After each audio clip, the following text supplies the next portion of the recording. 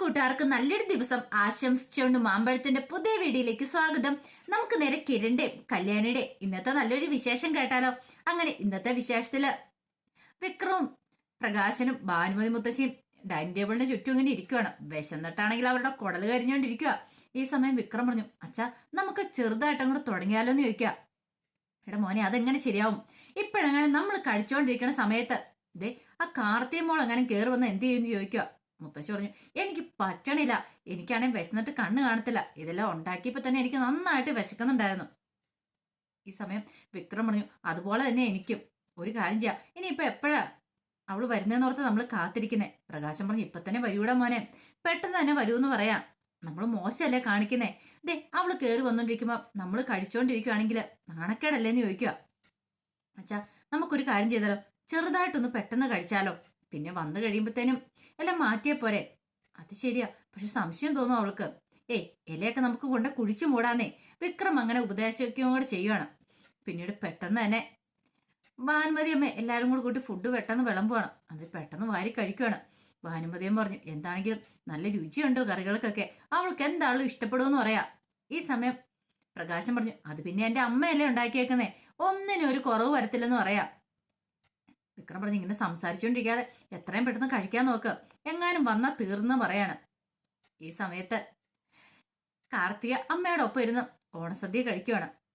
ഈ സമയം കാർത്തിക പറഞ്ഞു, അവിടെ രണ്ടു മൂന്ന് പേര് നോക്കിയിരിക്കുന്നുണ്ടായിരിക്കും, ഞാൻ ചെല്ലുമെന്ന് നോക്കി നന്നായിട്ട് വിശന്നിട്ടായി ഇരിക്കുന്നേന്ന് പറയണം. ലക്ഷ്മി പറഞ്ഞു, അല്ല അവരിന്ന് കഴിക്കുമോ മോളെ നിൽക്കും. ഇല്ല, കഴിക്കാൻ വഴിയില്ല, രാവിലെ കുറച്ച് സ്നാക്സ് മാത്രമേ കഴിച്ചിട്ടുള്ളൂ.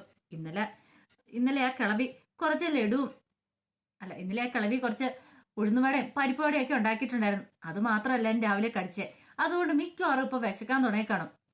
വിശന്നിരിക്കട്ടാമേ, കുറച്ചേരം വിശന്നിരിക്കുന്നല്ല. എന്തൊക്കെ പറഞ്ഞാലും ആ കിളവി ഉണ്ടാക്കുന്ന ഫുഡ് ഉണ്ടല്ലോ, അത് ഭയങ്കര ടേസ്റ്റാന്ന് പറയാ.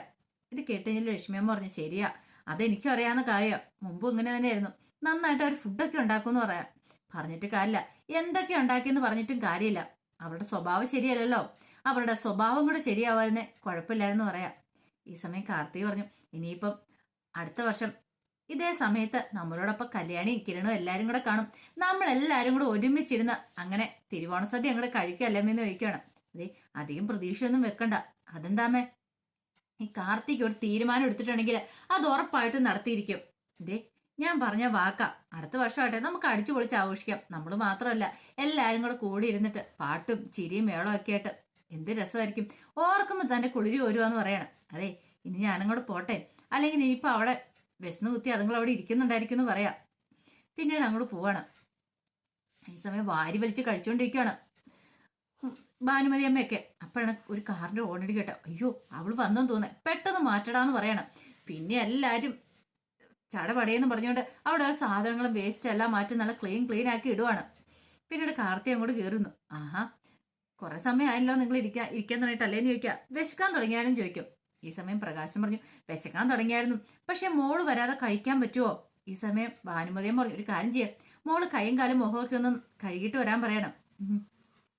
മുത്തശ്ശിനെ കാണാൻ സുന്ദരിയായിട്ടുണ്ടല്ലോ, അത് മാത്രല്ല എത്ര കൂട്ട വിഭവം ഉണ്ടാക്കി വെച്ചിരിക്കുന്നേ, അത് മോളെ പിന്നെ പറയാനുണ്ടോ? കുറെ കാലങ്ങൾക്ക് ശേഷം ഇങ്ങനെ ഒരു ഓണം അടിച്ചു പൊളിച്ച് ആഘോഷിക്കാനായിട്ട് പോണേന്ന് പറയാ. ഈ സമയം കാർത്തി അവിടെയൊക്കെ നോക്കി, ഇവര് സദ്യ കഴിച്ച മട്ടുണ്ട് ലക്ഷണം കണ്ടിട്ട്. പിന്നീട് കാർത്തി അങ്ങോട്ട് പോവാണ്. അങ്ങനെ കൈയൊക്കെ കഴുകിയിട്ട് അവിടെ വന്നിരുന്നു. ഈ സമയം ഭാനുമതിയമ്മ വിളമ്പി കൊടുക്കുവാണ്. അങ്ങനെ കഴിക്കാൻ തുടങ്ങി. ഭാനുമതിയമ്മ പറഞ്ഞു, വയറ് നിറച്ച് കഴിക്കണം, ഒന്നും രണ്ടും കൂട്ടം പായസം ഉണ്ട്, അറിയാലോ, പരിപ്പ് പായസം അരിപ്പായസം എല്ലാം ഉണ്ട്, മോള് വയറ് നിറച്ച് കഴിക്കണമെന്ന് പറയാം. ഇത് കേട്ടതും കാർത്തിക മനസ്സിൽ പറഞ്ഞു, ഞാൻ കഴിക്കുന്നുണ്ട്, നന്നായിട്ട് കഴിക്കുന്നുണ്ട്, ഇതിന് ശേഷം ഒരു നല്ല കഴിപ്പ് കഴിക്കും. പ്രകാശം പറഞ്ഞു, അതെ, എത്രയോ കാലത്തിന് ശേഷം എന്താ ഇങ്ങനെ, അത് മാത്രമല്ല ഇനി വരാൻ പോകുന്ന ഓണങ്ങളിൽ നമുക്കിങ്ങനെ സന്തോഷം ഇരുന്ന് കഴിക്കണമെന്ന് പറയാം. പെട്ടെന്ന് കാർത്തി പറഞ്ഞു, അതെ എല്ലാരും ആസ്വദിച്ചിരിക്കുന്ന കഴിക്കാൻ സമയമില്ല, ഇനി ഒരു ചടങ്ങ് ബാക്കിയുണ്ടെന്ന് പറയാം. എന്ത്? അല്ല അത് മറന്നുപോയി എല്ലാരും. ഓ, ഇപ്പോഴാ മനസ്സിലായെന്ന് പറയാ. കമ്പനിയുടെ ഉദ്ഘാടനം വിക്രത്തിനെ മാനേജരാക്കാൻ പോവാ, അവൻ പുതിയ MD അല്ലേന്ന് ചോദിക്കുവാണ്. ഇത് കേട്ട വിക്രത്തിന്റെ മുഖത്താണെങ്കിൽ വല്ലാത്തൊരു തിളക്കമുണ്ടേ. പ്രകാശൻ അത് ശ്രദ്ധിച്ചു. പ്രകാശം പറഞ്ഞു, മോള് വന്നോണ്ടായി ഈ ഐശ്വര്യമൊക്കെ ഉണ്ടായത്, അതും തിരുവോണ ദിവസത്തില് പുതിയ കമ്പനിയുടെ ഉദ്ഘാടനം എന്ന് പറഞ്ഞിട്ടുണ്ടെങ്കിൽ എല്ലാം കൊണ്ടും നല്ലതായിരിക്കും, നന്നായി തന്നെ മുന്നോട്ട് പോകണം എന്നൊക്കെ പറയാണ്. ഈ സമയത്ത് തിരുവോണത്തിനന്ന് ചന്ദ്രസേനും കിരണും അങ്ങനെ എല്ലാവരും സദ്യ കഴിക്കാതിരിക്കുകയാണ്. ദീപയും രൂപ എല്ലാവരും ഉണ്ട്. ഈ സമയം യാമിനിയും വിളമ്പി കൊടുത്തോണ്ടിരിക്കുകയാണ്. പെട്ടെന്ന് ചന്ദ്രസേനൻ പറഞ്ഞു, യാമിനി നിങ്ങൾ വിളമ്പി തരേണ്ട കാര്യമൊന്നുമില്ല, ഇങ്ങോട്ട് വന്നിരിക്കാൻ പറയണം. ഈ സമയം രൂപ പറഞ്ഞു, ശരിയാ. ദേ യാമിനി ഇങ്ങോട്ട് വന്നിരിക്കാൻ പറഞ്ഞ, ഏയ് അത് വേണ്ട, ഞങ്ങൾ പിന്നെ കഴിച്ചോളാന്ന് പറഞ്ഞു. അതൊന്നും പറഞ്ഞിട്ട് കാര്യമില്ല, എല്ലാവരും കൂടെ ഒരുമിച്ചിരുന്ന് കഴിക്കണം. ഇവിടെ എല്ലാം ഉണ്ടാക്കി വെച്ചിട്ടില്ലേ, പിന്നെ അവനവനുള്ള സാധനം അവനവനും എടുത്തു കഴിച്ചാൽ പോരെ, ഇങ്ങോട്ട് വന്നിരിക്കാൻ പറയണം. അങ്ങനെ എല്ലാവരും കൂടെ കഴിക്കാതിരിക്കുക. ഈ സമയത്ത് പെട്ടെന്ന് രൂപ പറഞ്ഞു, ശരിയാ, ഈ സമയത്ത് കല്യാണം കൂടെ ഉണ്ട്, എന്ത് രസമായിരുന്നു. ഇനി കുറച്ച് കഴിയുമ്പോഴാണ് ടെൻഷൻ കൂടുന്നത്, അവളുടെ കോമ്പറ്റീഷനല്ലേ വരാൻ പോകുന്നേ. പെട്ടെന്ന് സോണി പറഞ്ഞു, അതൊന്നും ഓർത്ത് വിഷമിക്കണ്ട. ദേ കല്യാണിയാണ് മത്സരത്തിന് പോയേക്കുന്നത്. ദേ അവളെ അങ്ങനെ പെട്ടെന്നൊന്നും ആർക്കും തോൽപ്പിക്കാനായിട്ട് പറ്റില്ല, അവൾ ഉറപ്പായിട്ടും വിജയിക്കും. ആ കാര്യത്തിൽ ആർക്കും ഒരു ടെൻഷൻ വേണ്ടെന്ന് പറയാം. വെറുതെ എന്തിനാ ടെൻഷൻ അടിച്ച് ഉള്ള മനസ്സമാധാനം കളയുന്നേ. ദേ തിരുവോണമായിട്ട് നല്ല സന്തോഷത്തോടു കൂടി ഇരുന്ന് ഫുഡ് കഴിക്കാൻ പറയാണ്. പിന്നീട് കാണിക്കുന്ന കാർത്തിയെ വിക്രം എല്ലാവരും കൂടെ അങ്ങനെ കമ്പനി ഉദ്ഘാടനം ചെയ്യാനായിട്ട് വന്നിരിക്കുകയാണ്. അങ്ങനെ വന്നിപ്പം വിക്രത്തിന്റെ മുഖത്താണെങ്കിൽ ഭയങ്കര സന്തോഷം, അതുപോലെ തന്നെ പ്രകാശനും. പിന്നീട് പ്രകാശൻ പറഞ്ഞു, ഇത്രയും ഞങ്ങൾ സ്വപ്നത്തിൽ പോലും പ്രതീക്ഷിച്ച കാര്യമല്ല മോളെ, മോളുള്ളതുകൊണ്ട് മാത്രമാണ് ഇതൊക്കെ നടന്നേന്ന് പറയാം. ഈ സമയം കാർത്തി പറഞ്ഞു, അതെ ഇനി അതിനെക്കുറിച്ചൊന്നും ആലോചിച്ച് എനിക്ക് സമയമില്ല, തിരി കൊളുത്താൻ പറയണം. പ്രകാശൻ പെട്ടെന്ന് പറഞ്ഞു, ഒരു കാര്യം ചെയ്യാം, മോള് തിരി കൊളുത്താൻ പറയണം. ഞാനോ? ഞാനല്ല കൊളുത്തണ്ടേ, ഇതേ വിക്രം കൊളുത്തട്ടെ, അവനല്ലേ കമ്പനിയുടെ MD എന്ന് ചോദിക്കുവാണ്. ഈ സമയത്ത് ലക്ഷ്മി അമ്മ അവിടെ റൂമിന്റെ അവിടെ ഒന്ന് പതുങ്ങി നിൽക്കുന്നുണ്ടായിരുന്നു. ലക്ഷ്മി അമ്മ ഈ കാഴ്ചകളൊക്കെ കാണുന്നുണ്ടായിരുന്നു. ലക്ഷ്മി അമ്മയ്ക്ക് കാഴ്ചകൾ കാണാൻ പാകത്തിന് അതിനുള്ള സൗകര്യങ്ങളൊക്കെ കാർത്തിക് ഒരുക്കി കൊടുത്തിട്ടുണ്ടായിരുന്നു. പിന്നീട് വിക്രമൻ, ഞാനല്ല, കാർത്തികേച്ചി കൊളുത്തിയാൽ മതി എന്ന് പറയണം. ഞാൻ വേണ്ട വിക്രമല്ലേ ഈ കമ്പനിയുടെ MD ആയിട്ടിരിക്കുന്നത്, അതുകൊണ്ട് വിക്രം തന്നെ ആദ്യം കൊളുത്തണ്ടേന്ന് പറയാണ്. ഈ സമയം കാർത്തിക മനസ്സിൽ പറഞ്ഞു, ഇനിയിപ്പൊ ആര് കൊളുത്തിയാലും എന്താടാ, രാവിലെ തന്നെ എന്റെ അമ്മ ഒന്ന് വിളക്ക് കൊളുത്തിയിട്ടുണ്ട്. ഈ കമ്പനിയുടെ തന്നെയല്ല, മറ്റേ കമ്പനിയുടെ അതുപോലെ തന്നെയായിരുന്നു. ഇനിയിപ്പോ അധികം വൈകാതെ തന്നെ ഈ കമ്പനി കല്യാണിന്റെ പേരിലാവും, അപ്പോഴാണ് നീയൊക്കെ പഠിക്കാൻ പോകുന്നത്. ഇനിയിപ്പൊ നീ കൊളുത്തുന്നതിലെല്ലാം വലിയ കാര്യവും കഥയൊന്നും ഇല്ല, എന്നാലും ഒരു ഭംഗിക്ക് വേണ്ടി നീ അങ്ങോട്ട് കൊളുത്തിക്കോളാൻ പറയണം. പിന്നീട് എല്ലാവരുടെ അനുഗ്രഹത്തോട് കൂടിയിട്ട് അങ്ങനെ വിക്രം വിളക്ക് കൊളുത്തുവാണ്. പ്രകാശനും കൊളുത്തി. ഭയങ്കര സന്തോഷമായിരുന്നു പ്രകാശന്, തന്റെ മോൻ്റെ ഒരു കമ്പനിയുടെ MD ആവാനായിട്ട് അങ്ങോട്ട് പോകുന്നത്. ചെറിയ കാര്യമല്ലല്ലോ അത്. ഈ വിളക്ക് കൊളുത്തുന്ന സമയത്തൊക്കെ പ്രകാശൻ പ്രാർത്ഥനയോടെ നിൽക്കുക, എന്റെ ഭഗവാനെ കമ്പനി നല്ല ഉയരത്തിലെത്തണം, ആ കല്യാണിയുടെ കമ്പനിയേക്കാൾ നല്ല ഉയരത്തിലായിരിക്കണം കമ്പനി പോകേണ്ടത്, ഒന്നിലും പെടുത്തല്ലേ, നല്ല രീതിയിൽ തന്നെ കമ്പനി മുന്നോട്ട് പോകണമെന്ന് പ്രാർത്ഥിക്കുക. അങ്ങനെ കമ്പനിയുടെ ഉദ്ഘാടനം എല്ലാം കഴിഞ്ഞ് കഴിഞ്ഞപ്പോൾ നേരെ ലക്ഷ്മിയുടെ അരിയിലേക്ക് കാർത്തിക വരുവാണ്. കാർത്തിക വന്നിട്ട്, അതെ ഞാനൊരു ക്ലയന്റിനെ കാണാനുണ്ടെന്ന് പറഞ്ഞോണ്ടാ അവരുടെ അടുത്ത് നിന്ന് ഇങ്ങോട്ട് വന്നേന്ന് പറയാം.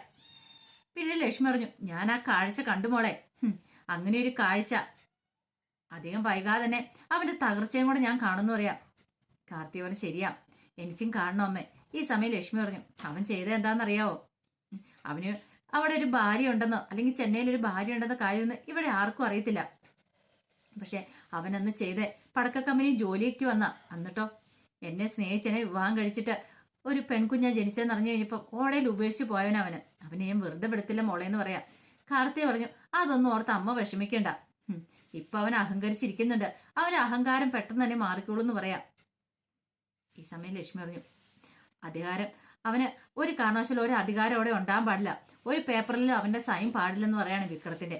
അതൊക്കെ നോക്കിക്കോളാമേ, അതൊക്കെ എങ്ങനെ നോക്കി ഇങ്ങനെ ചെയ്യണമെന്ന് എനിക്കറിയാം. പിന്നെ പ്രത്യേകിച്ച് പറയേണ്ട കാര്യമുണ്ടോ എന്ന് ചോദിക്കാം. അത് മാത്രമല്ല മറ്റൊരു കാര്യമുള്ള, അവൻ പൈസയൊന്നും കൊടുക്കണ്ടെന്ന് പറയാം.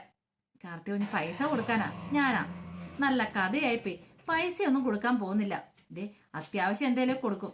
പിന്നെ കമ്പനി ആദ്യമേ തന്നെ പറഞ്ഞിട്ടുണ്ടായിരുന്നു, കമ്പനി നല്ല രീതിയിൽ മുന്നോട്ട് പോയി അവസാനം ലാഭം വീതം വെക്കോളുന്നു. അപ്പൊ അതുവരെ രണ്ടുപേരും കടന്ന് കഴുതകളെ പോലെ രണ്ടുപേരും നന്നായിട്ട് അങ്ങോട്ട് പണിയെടുക്കട്ടെ, പണിയെടുത്ത് കമ്പനി നല്ല രീതിയിൽ മുന്നോട്ട് പോകണം, അവസാനമാണ് സത്യങ്ങളൊക്കെ അറിയാൻ പാടുള്ളൂ. ഇതേ ഇപ്പൊ തന്നെ ആണെങ്കിലും കല്യാണിന്റെ കമ്പനി 2 കമ്പനി കൂട്ടിച്ചേർത്താണ്, സരയു കൺസ്ട്രക്ഷനും RS കൺസ്ട്രക്ഷനും കൂടെ. അതുപോലെ തന്നെ ഇനിയിപ്പം നമ്മുടെ കമ്പനി നല്ല രീതിയിൽ മുന്നോട്ട് പോയി കഴിയുമ്പോൾ ഈ കമ്പനിയും കൂടെ അതേപോലെ ലയിപ്പിക്കണം. അങ്ങനെ കല്യാണിയുടെ കമ്പനി ഒരു വലിയ കമ്പനി ആയിട്ട് മാറും, അതിൻ്റെ ഒരു സ്വപ്നം അമ്മയെന്ന് പറയണം. ലക്ഷ്മി, അതന്നെ വേണ്ട മോളെ, അവന്റെ ചതിക്കുള്ള മറുപടി ആയിരിക്കണം നമ്മൾ കൊടുക്കാൻ പോകുന്നത്. ഉറപ്പായിട്ടും അതധികം വൈകാതെ തന്നെ സംഭവിക്കുമെന്ന് പറയാം.